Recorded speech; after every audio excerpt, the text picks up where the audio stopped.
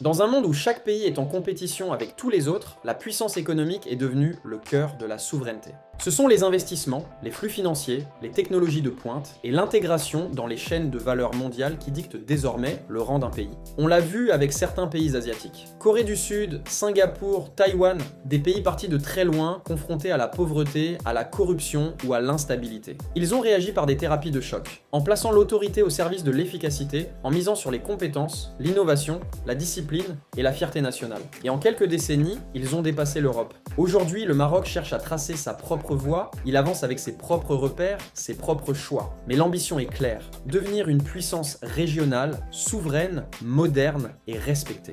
Pour sortir du sous-développement, il faut miser sur des leviers concrets. Des ports, des lignes ferroviaires, des usines, des stations de dessalement, des centrales électriques. C'est ce genre de projet qui structure un pays, qui attire les investisseurs, qui crée de la richesse réelle. L'investissement dans des infrastructures stratégiques permet de bâtir une base solide sur laquelle toute l'économie peut se déployer. Il offre des emplois directs, améliore la logistique, sécurise l'accès à l'eau et à l'énergie et renforce l'attractivité d'un territoire. Dans cette vidéo, on va analyser cette dynamique à travers les investissements les plus structurants du moment et comprendre pourquoi, petit à petit, le Maroc est en train de se transformer en puissance industrielle régionale. Avant de parler d'industrie, d'hydrogène ou de souveraineté énergétique, il faut commencer par le début, les infrastructures, parce que tout part de là. Un pays peut avoir les meilleurs ingénieurs, les plus beaux discours, les meilleurs accords de libre-échange. Si les routes sont bloquées, si les ports sont saturés, si les trains sont en retard, alors tout le reste s'effondre. Aucune puissance ne se construit sur du sable, il faut du béton, du rail, du port, de la logistique. Et ça, le Maroc l'a parfaitement compris. Quand la première ligne à grande vitesse a été inaugurée entre Tanger et Kénitra, beaucoup ont critiqué. Trop cher, inutile, réservé à une élite. Mais les faits sont là, le projet a été un succès. La ligne est fiable, rapide, rentable. Et surtout, elle a changé la perception.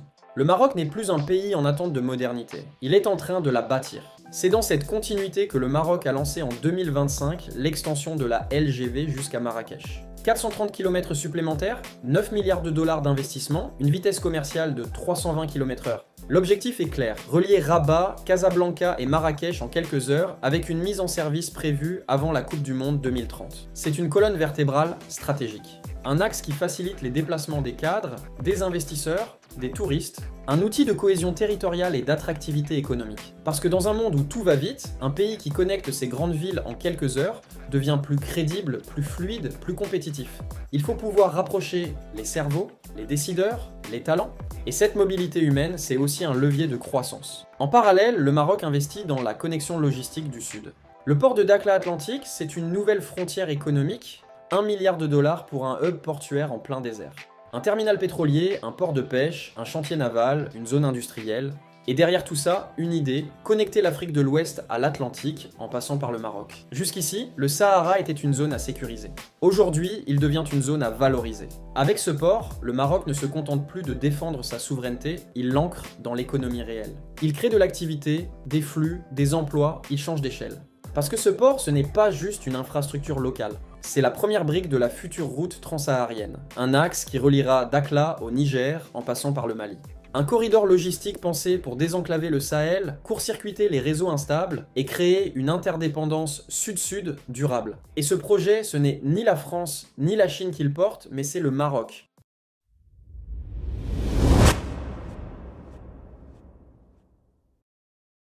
Le Maroc s'est déjà imposé comme un acteur majeur de l'industrie automobile. Tout le monde connaît les usines Renault à Tanger, PSA à Kénitra et le tissu de sous-traitants qui s'est développé autour. En 2023, l'automobile est devenu le premier secteur exportateur du pays, mais le Maroc ne se contente pas d'assembler, il monte en gamme. Et surtout, il anticipe. Parce que dans un monde en mutation, où les moteurs thermiques vont se raréfier, où les véhicules électriques gagnent chaque année des parts de marché, le vrai virage stratégique, c'est la batterie. Et ce virage, le Maroc est en train de le prendre. À Kénitra, le groupe chinois Gotion High-Tech a lancé la construction de la première Gigafactory de batteries d'Afrique. Un investissement de plus de 6 milliards de dollars pour une capacité initiale de 20 gigawattheures, puis à terme extensible à 100 gigawattheures.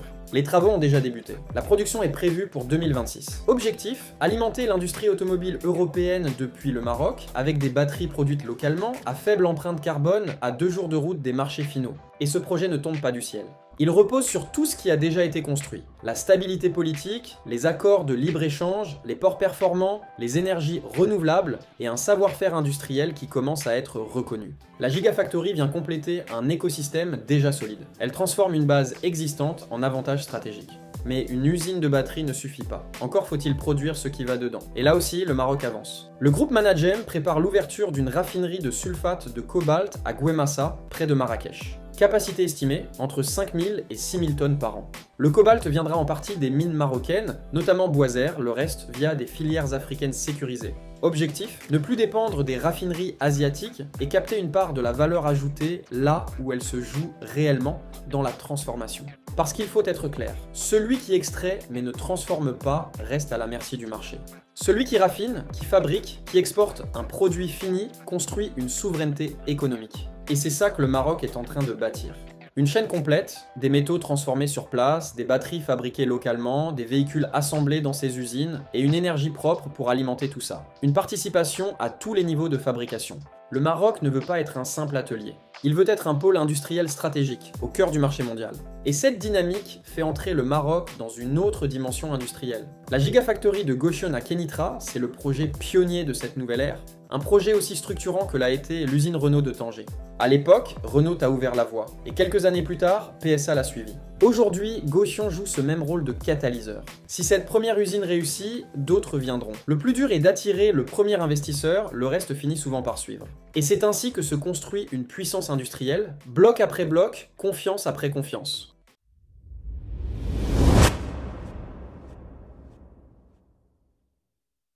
Aucune industrie ne tourne sans énergie. Et dans le monde d'aujourd'hui, il y a une nouvelle ligne rouge.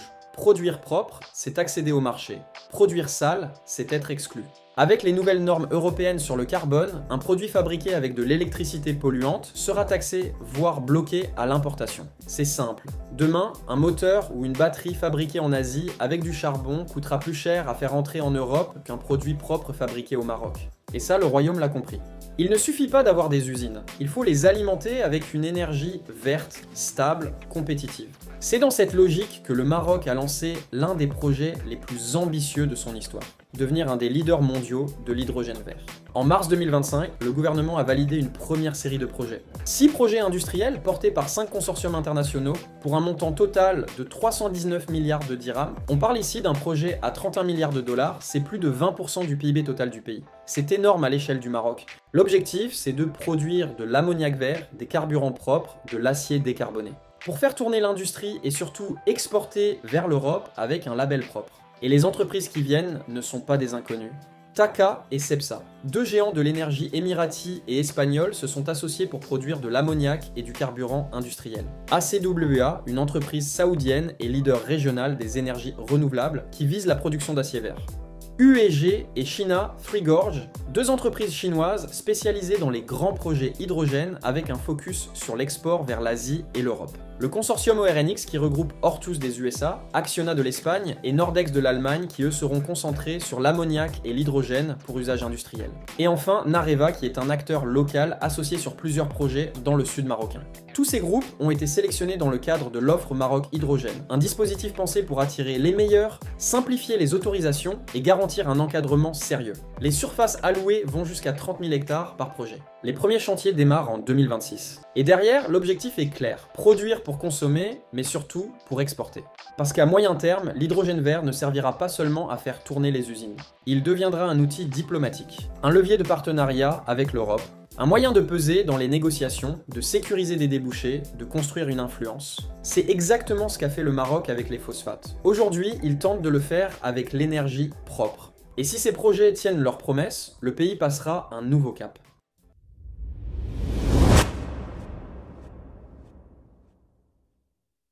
Le 19 mai 2025, le Maroc a signé un accord majeur avec les Émirats, montant annoncé 14 milliards de dollars d'ici 2030. À première vue, ce n'est pas le type d'investissement qui fait rêver les foules. Ce n'est ni une gigafactory, ni une tour gigantesque, ni un train à grande vitesse. Mais c'est peut-être l'investissement le plus stratégique de tous.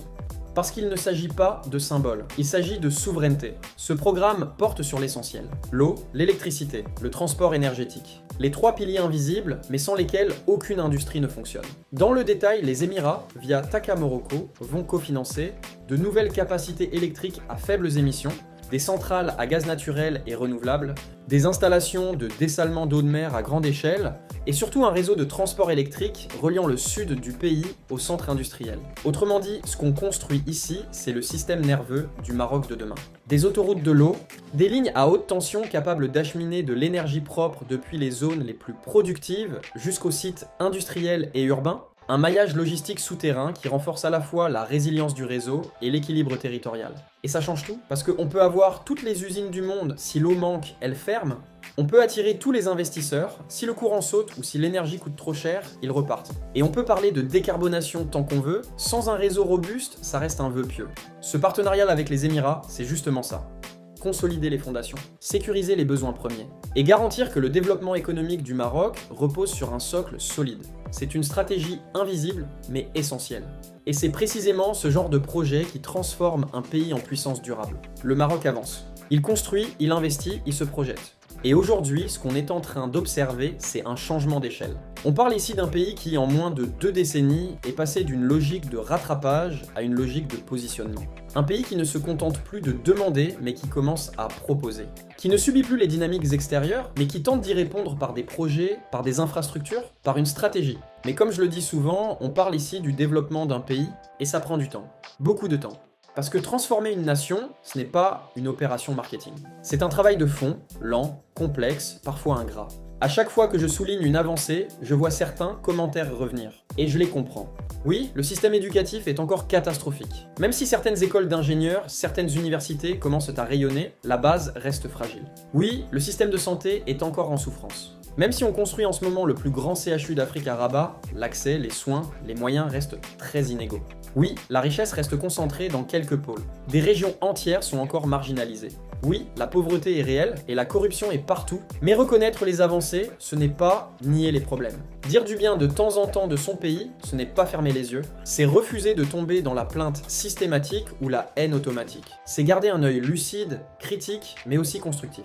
Parce que si vous attendez un changement spectaculaire, immédiat, total, alors vous ne parlez pas de développement national. Vous parlez de développement personnel. Un pays ne change pas à l'échelle d'une vie humaine. Il change à l'échelle des générations. Et c'est cette temporalité qu'il faut accepter. Le Maroc d'aujourd'hui n'est plus celui d'il y a 20 ans. Et dans 20 ans, ce sera un autre pays encore. Plus complexe, plus ambitieux, plus exigeant. Et ça, c'est ce qui compte. Dans les années 50, les Chinois vivaient dans une pauvreté extrême. Ils ont travaillé, sacrifié leur confort, supporté des décennies de dureté avec une idée simple. Léguer à leurs enfants un pays plus fort qu'ils ne l'avaient trouvé. Aujourd'hui, leurs descendants profitent de ce qu'ils ont semé. Et ils leur rendent hommage. C'est leur récompense posthume. Un pacte silencieux, générationnel. À nous de comprendre ça, à nous d'adopter la même mentalité. Faire notre part, maintenant. Pas pour des médailles, mais pour que dans 20 ou 30 ans, un jeune Marocain puisse dire « Grâce à eux, j'ai grandi dans un pays en mouvement et c'est à mon tour de léguer aux futures générations un pays encore plus ambitieux et en meilleur état. » Parce que l'histoire nous a déjà montré ce qu'il se passe quand on n'anticipe pas. Pendant que l'Europe s'industrialisait au XVIIIe siècle, que l'Angleterre, la France, l'Allemagne construisaient des usines, développaient des écoles techniques, adoptaient la machine à vapeur, au Maroc, on continuait à vivre comme au Moyen-Âge. Pas d'anticipation, pas d'ouverture, pas d'effort pour comprendre le monde qui changeait.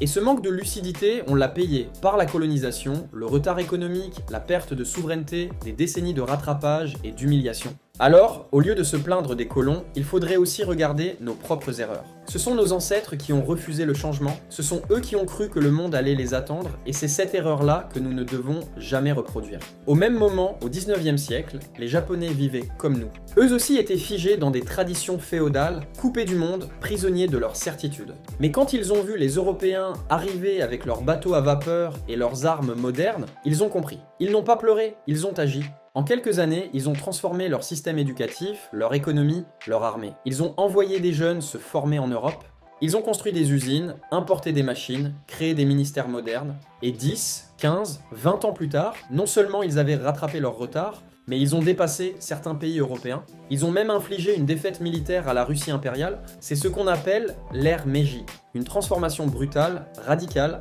assumée. technique moderne et tradition japonaise. C'est exactement ce modèle qu'on doit suivre. Ne jamais rester spectateur du monde. Toujours s'adapter, toujours anticiper, toujours avancer. Aujourd'hui, le Maroc n'est plus un pays figé. Il bouge, il se structure, il se projette. Mais rien n'est garanti, tout dépend de ce qu'on choisit de faire maintenant. À nous de construire notre ère Meiji, à nous d'écrire notre basculement, et surtout, à nous de mériter le respect de ceux qui viendront après.